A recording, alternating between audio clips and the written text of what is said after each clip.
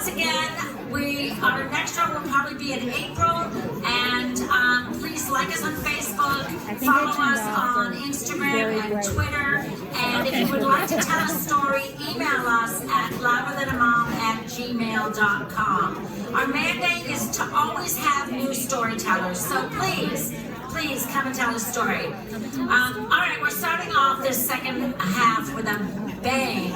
We have, she is the musician, the piano player from Whose Line Is It Anyway? She just got back from LA after doing her latest season, her post-pandemic season. And boy, are her arms tired. Here she is, Laura Hall.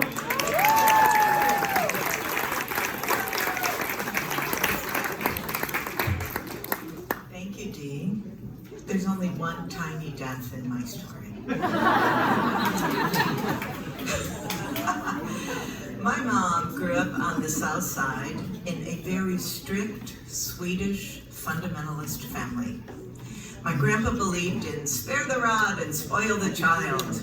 And he also believed that women should be submissive to their husbands, of course. So my grandma, who we called Mormor, that's Swedish for your mother's mother, Mormor, never got her way in their house, in their entire marriage practically. And Grandpa had a lot of very strict rules. There was no drinking, gambling, dancing, playing cards, cussing, smoking, wearing makeup, or going to movies allowed. I know. So of course, when my mom was a teenager, every Saturday she would sneak off to the movies with her best friend. And those were the days when next to the women's bathroom there was a women's lounge, which was like a big room with mirrors all around, and in the middle was this round couch called a settee. And my mom and her friend had contraband stashed in the settee. Behind one of the cushions, they had cigarettes, matches, and lipstick. So they'd go early to the film, and they'd have a few cigarettes, and they'd put on some lipstick, maybe get some cussing in, and then they'd go watch the movie. And then after the movie, they would come back, wipe off the lipstick, eat a bunch of breath mints, put their stash back behind the cushion in the settee. My dad grew up not far from my mom, but he was Jewish, so he had a different group of friends, and he went to a different high school. So they didn't meet until Mom was almost 20. But once they met, they fell for each other really quickly.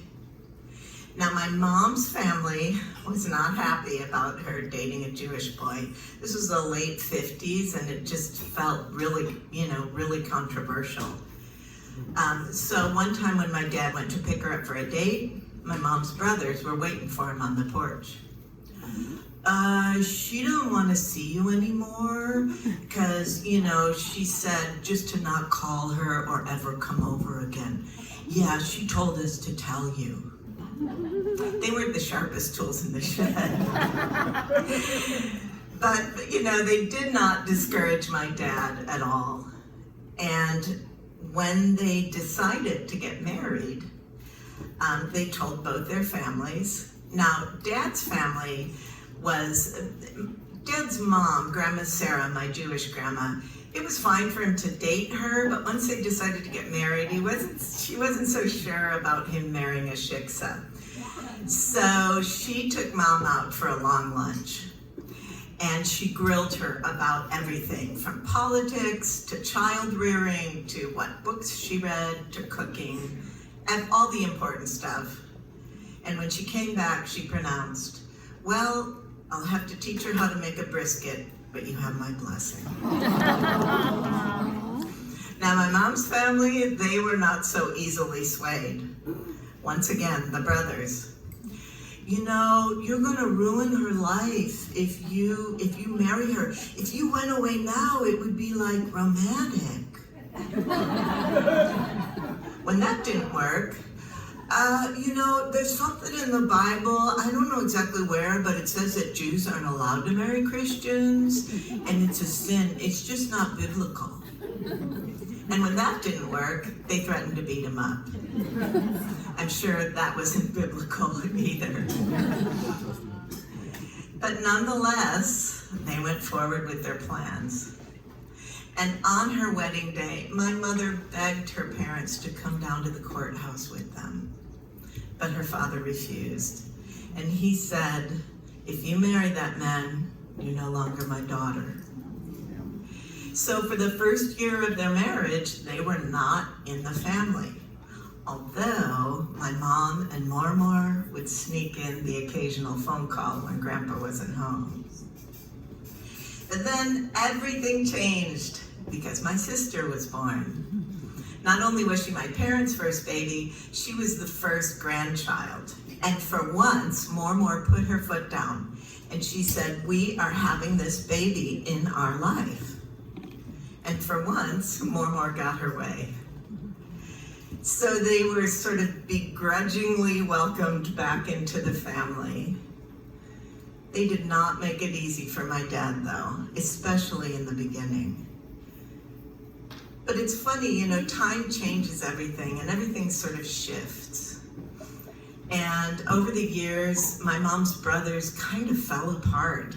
They struggled with addiction, they had tumultuous marriages and divorces, they were deep in debt.